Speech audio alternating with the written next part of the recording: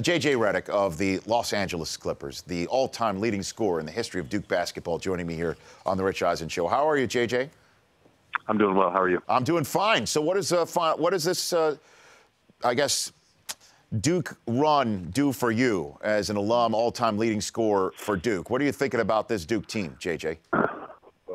Well, I'm always proud of my team. You know, I don't get to watch a ton of games, but have watched probably 8 or 10 games this year. You know, it's brings up a lot of memories and a lot of pride, and I'm really excited for this year's team and this year's group. I think they have a chance. I mean, you know, that's all you want. You want to get to this level and this stage, and anything can happen. And when I see Coach K, you know, wrap his, arm around a kid or hug a kid and say stuff to the kids, what is he saying? Can you tell me what his style is, JJ? What is Coach K's style with these kids? You know, he's demanding. He expects a certain level of performance and commitment.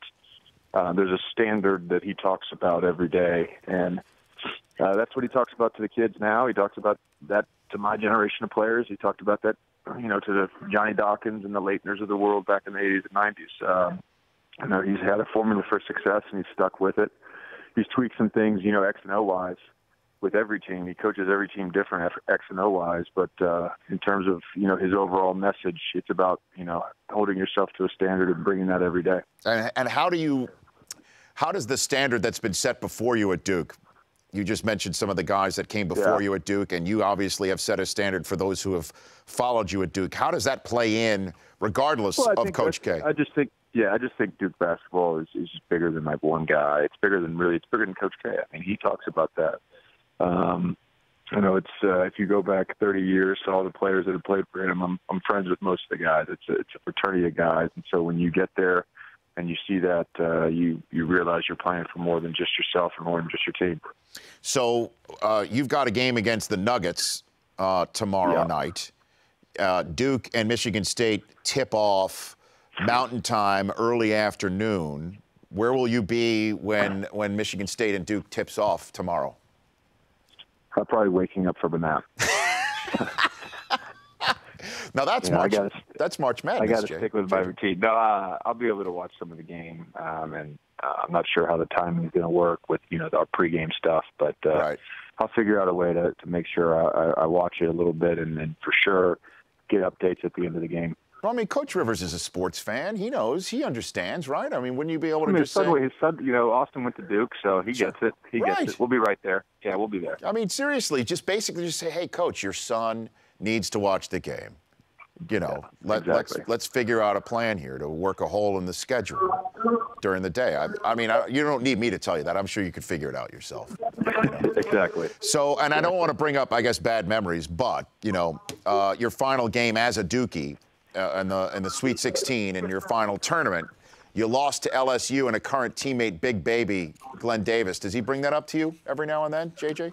No. We talked about it. We've been teammates for a while. This is, I think, our 4th year as teammates. We played a couple of years in Orlando together, too. So we talked about it back then. He doesn't really bring it up. We got to play the summer before my senior year for the U21 national team that went to Argentina for the World Championships, and so we had kind of developed a little bit of a friendship. And I can just remember at the end of that game him giving me this look like, I got you. And, I'll never forget that look that he gave me.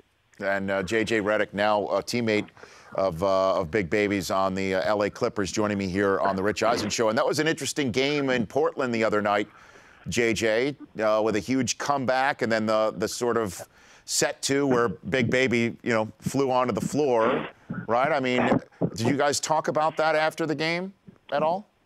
You talking about Baby falling? Oh, yeah, sure. Yeah. Well, I didn't get a chance to really spend a lot of time after the game. A few of us went up to Seattle after the game. Jamal Crawford and Spencer are from there, so I hitched a ride with them and went up there. But during the game when it was happening, I mean, it was a key part of the game, right? Came and pushed Chris. We were all upset. And then when we saw the replay, we were all by the bench, and it was kind of hard not to laugh. I mean, I definitely laughed when I saw the replay. But, sometimes things like that get you going. Our team responded well to that. we were able to come back and ultimately win a big game on the road. Did you see the other your Chris where he hit the other Chris? Did you see hit him sort of in the Caymans? You can see it on the replay. It didn't look intentional whatsoever, and right. He clearly was, trying to box him out and get position to go after the loose ball. Right. J.J. Redick joining me here. How good can this Clippers team be, in your estimation, J.J.? Well, I think we're one of the teams that's in the conversation for the West, but we're, for other people, a lot of people, for the prognosticators, the experts, whatever, we're on the outside looking in terms of the title favorites. But I think we can beat anybody in a 7-game series. It'd be interesting to see how the first-round matchups play out in the West. And, we're all kind of jockeying for position right now and hopefully home court. Yeah, I think one of those prognosticators is Shaq. Did you catch his roast of Chris Paul on the Comedy Central roast? JJ, did you catch any of that? No, I don't have a lot of time to watch Comedy Central. Look at you, man. So what are you doing in your spare time? I wish I could. You're just. Well, I got a 7-month-old son at home, so if I'm not at the gym, I'm usually with him or with my wife. So okay, so not a lot of TV time for me right now. Well, what about at like 2 in the morning when the 7-month-old's waking up, JJ? He sleeps through the night. He's been sleeping through the night since month 3, actually. So. I'm knocking on wood for you right now, by the way. Yeah, thank you. I appreciate it. I need it. I'm knocking on wood for you right now. So last question for you, JJ. Winning it all for Coach K. I mean, people look at him and he's won 12 Final Fours. He's got multiple national championships. How many yachts can this guy water ski behind, right? I mean, what would it mean for him to cut down these nets and from your perspective, JJ? Well, part of what's made him great for so long is he treats every team as its own separate team. He doesn't rest on what he's done. He's found a way, remarkably, to stay hungry after all these years and all these accomplishments. So I think for him, if it was to win a championship with this team, it would mean as much as any other championship. It would mean the world to him to do it with this group. I talked to him a few weeks ago. I think it was after the Carolina game at home. And I just told him, I was like, there's not every team you can say this about at Duke, but this is a special group. And he said it's true. He said he loves this team. He loves this group. It's a great group of guys. He's happy to coach them every day.